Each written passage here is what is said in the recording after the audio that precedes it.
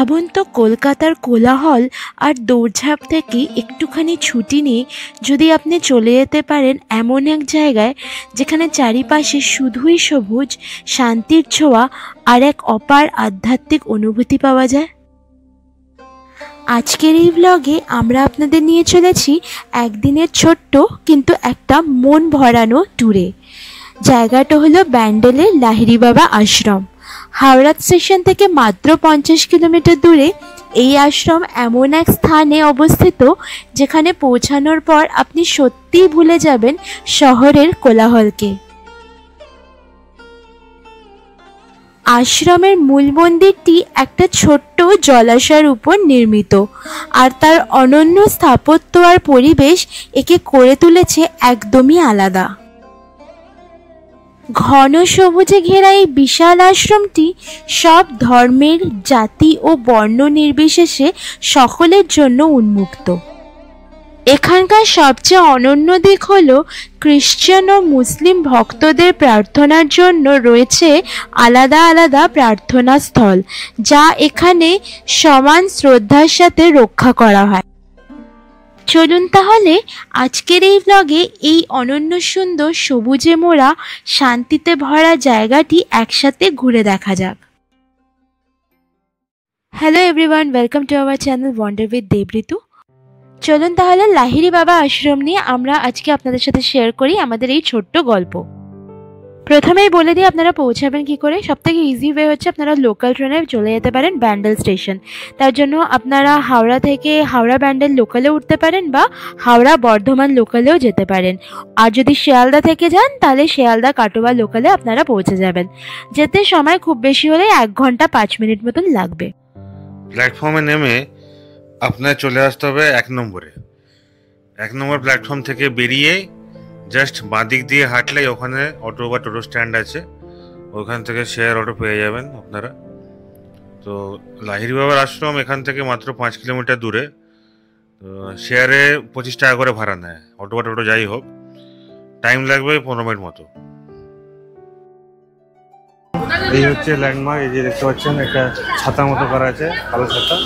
এখান থেকে ছাড়ে সব অটোগুলো। চলুন দেখাচ্ছি। এখানে অটোতে টোটাল 6 জন নেয়, পেছনে 3 জন আর সামনে 3 জন। আপনাদের বলে রাখি, এই লাহিড়ী বাবার আশ্রমটি রাজহাট নামক একটি গ্রামে অবস্থিত। এখন আমরা মেন রোড ছেড়ে গ্রামের রাস্তায় ঢুকে গেলাম, আরও 5 মিনিট মতন লাগবে। তো শেষের এই 5 মিনিটের রাস্তাটা, মানে যেটা গ্রামের রাস্তাটা, একটু ন্যারো। তো আপনারা যদি নিজেদের গাড়ি নিয়ে আসেন এমনি কোনোই অসুবিধা হবে না।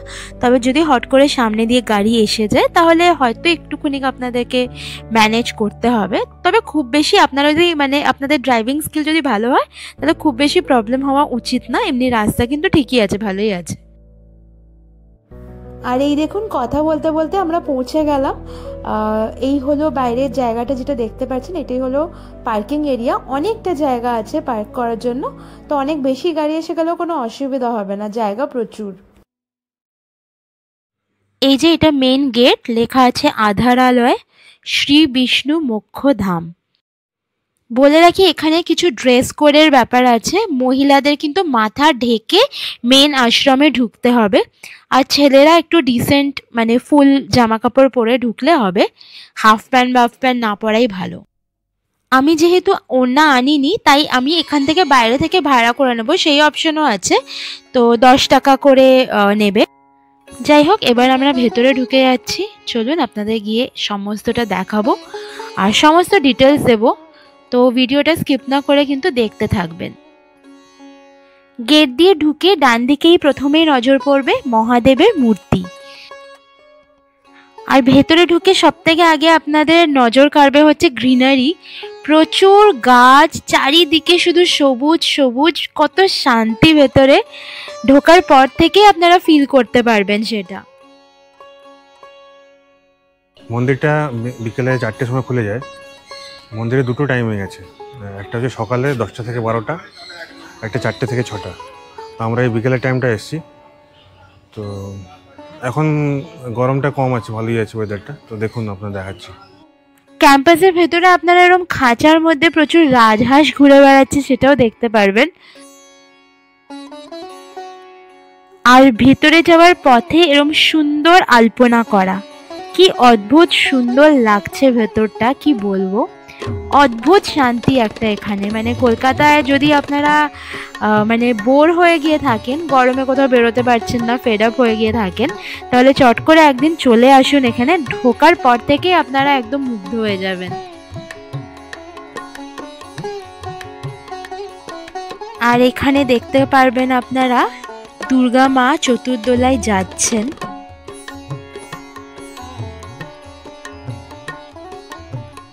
তারপর আমরা দেখতে পারলাম মা জগদ্ধাত্রীর একটা ছোট্ট মন্দির। চলুন ভেতরে গিয়ে দেখাই। এখানে কিন্তু আপনারা মায়ের ফটো নিতে পারেন, কিন্তু সেলফি নেওয়া একদমই অ্যালাউড না।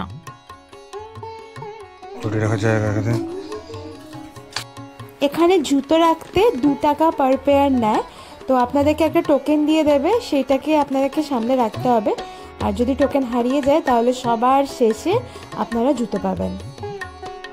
চলুন এবার যেতে যেতে এই আশ্রম সম্বন্ধে কিছু ইম্পর্টেন্ট ইনফরমেশন দিয়ে রাখি। লাহিড়ী বাবা মন্দির ও আশ্রমের ভিত্তিপ্রস্তর রাখা হয় 2003 সালে। অনেক বছর পর 2016 সালে মন্দির তৈরি শেষ হলে প্রথম বসন্ত উৎসব পালন করা হয়। এই উৎসবে সবাই অনুভব করে লাহিড়ী বাবা আর বাবাজি মহারাজের পবিত্র উপস্থিতি। সেদিন থেকে আশ্রমের মানুষ একটা ব্রত নিয়েছে, সবাইকে ভালোবাসা, ভ্রাতৃত্ব আর শান্তির বার্তা ছড়িয়ে দেওয়ার। লাহিড়ী বাবা, যাকে অনেকেই যোগীরাজ বা কাশী বাবা নামেও ডাকেন, তার আসল নাম ছিল শ্যামাচরণ লাহিড়ী।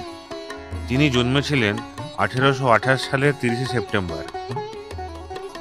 লাহিড়ী বাবা ছিলেন একজন গৃহস্থ মানুষ, বিয়ে করেছিলেন, পরিবার ছিল, চাকরিও করতেন ব্রিটিশ সরকারের মিলিটারি ইঞ্জিনিয়ারিং দপ্তরে। তিনি কাশীতে থাকতেন, কোনো মঠে বা পাহাড়ে না গিয়ে সংসার করেই সাধনা করতেন। তার জীবনের সবচেয়ে বড় অবদান ছিল ক্রিয়াযোগ, আবার নতুন করে শুরু করা।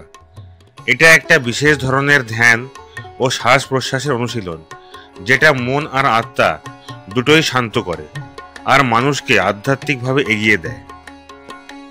পশ্চিমী দুনিয়ায় লাহিড়ী বাবার নাম ছড়ায় যোগানন্দজির বই অটোবায়োগ্রাফি অফ এ যোগী এর মাধ্যমে। তিনি বলেছিলেন, মহাবতার বাবাজি লাহিড়ী বাবাকে পৃথিবীতে ক্রীড়াযোগ শেখানোর জন্য পাঠিয়েছিলেন। তাই তিনি লাহিড়ী বাবাকে যোগাবতার মানে যোগের অবতার বলেন। আজও লাহিড়ী বাবার শিক্ষা, ধ্যান পদ্ধতি আর ভালোবাসার বার্তা মানুষকে শান্তির পথ দেখাচ্ছে। দেখুন কি সুন্দর বাচ্চাদের জন্য মানে একটা ছোট্ট মতন পার্ক করা আছে, দোলনা আছে, স্লিপ আছে। তো বাচ্চারা কিন্তু এখানে আসলে বেশ এনজয় করবে, আর অনেকটা জায়গাও পাবে দৌড়ে বেড়ানোর জন্য, তো ভালো এনজয় করবে। আর এই বাঁদিকে টয়লেটও আছে, তো সেটা নিয়ে কোনো অসুবিধা হবে না।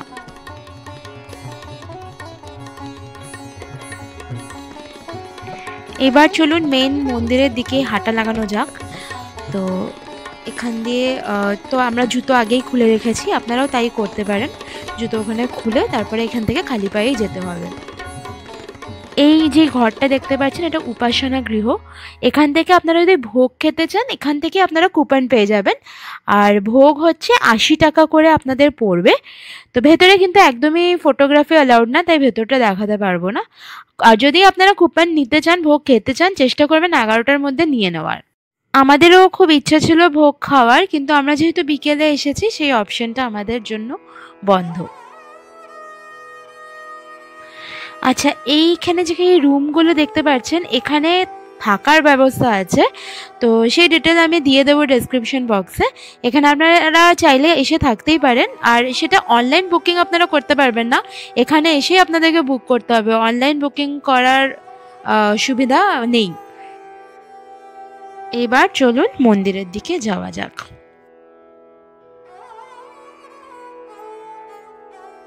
আচ্ছা, আর একটা কথা বলে দিই, এখানে কিন্তু বাইরের খাবার একদমই অ্যালাউড না। তো আপনারা বাইরে থেকে কোনো খাবার এনে কিন্তু ভেতরে খেতে পারবেন না। আর ভেতরে আপনারা খাওয়ার একটা মানে ছোট দোকান মতো আছে, আমরা দেখিয়ে দেবো পরে। সেখানে এমনি টুকটাক মাজা, জল এইসব পেয়ে যাবেন, টুকটাক খাবার। ভেতরে এত গাছ আছে না, তো তার জন্য আপনারা এখানে আসলে খুব গরমটা বুঝতে পারবেন না। আমরা কিন্তু এপ্রিলে এসেছি, এপ্রিলের 16 তারিখে এসেছি।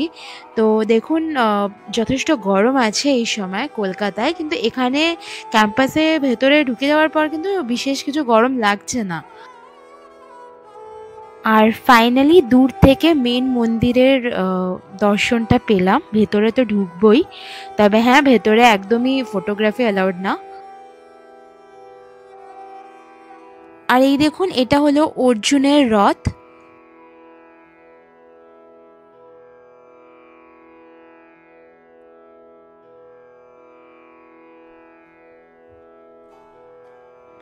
এবার মেন মন্দিরের ভেতরে ঢুকবো, চলুন।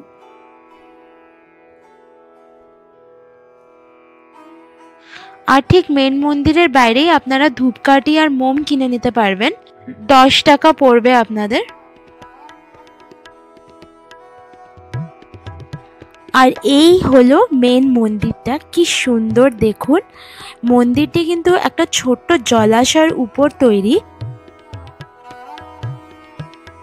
মেন মন্দিরের দুপাশে দুটো ছোট ছোট মন্দির আছে। ডান দিকে হচ্ছে শ্রীরামের মন্দির, আর মেন মন্দিরের বাঁদিকে আছে শ্রীকৃষ্ণ, মা তারা আর মা দুর্গার মন্দির।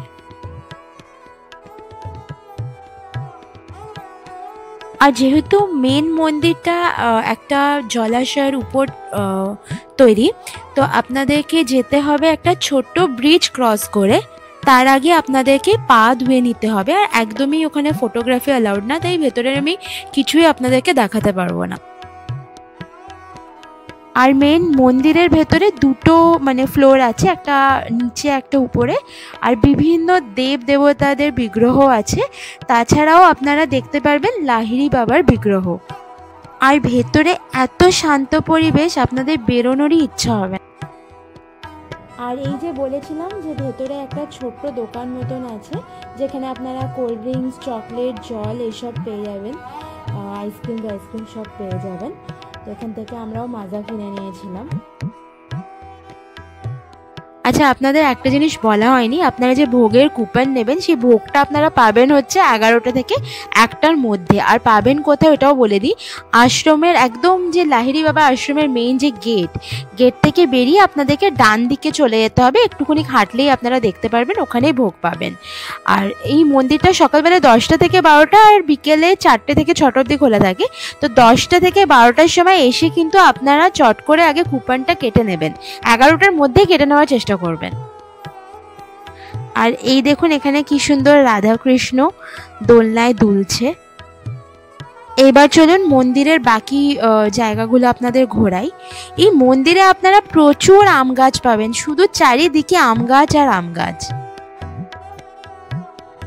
লাহিড়ী বাবা আশ্রম কোনো একটা নির্দিষ্ট ধর্মের জন্য না, এটি সমস্ত ধর্মের মানুষের জন্য খোলা। এখানে জাতি, ধর্ম, বর্ণ নির্বিশেষে মানুষ অবাধে আসতে পারেন। এখানে যেরকম দেখা যায় যীশুখ্রিস্ট এবং মাদার মেরির মূর্তি, সেটা মুসলিম ধর্মের মানুষের জন্য আছে প্রার্থনা সভা।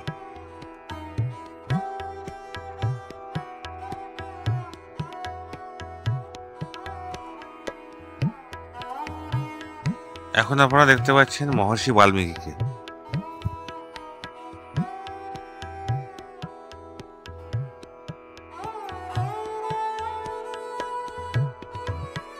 আর এই যে এখন আপনারা দেখতে পাচ্ছেন নারায়ণ ঠাকুরের মন্দির, আর এইটা হলো একটা সুন্দর মহাদেবের মন্দির।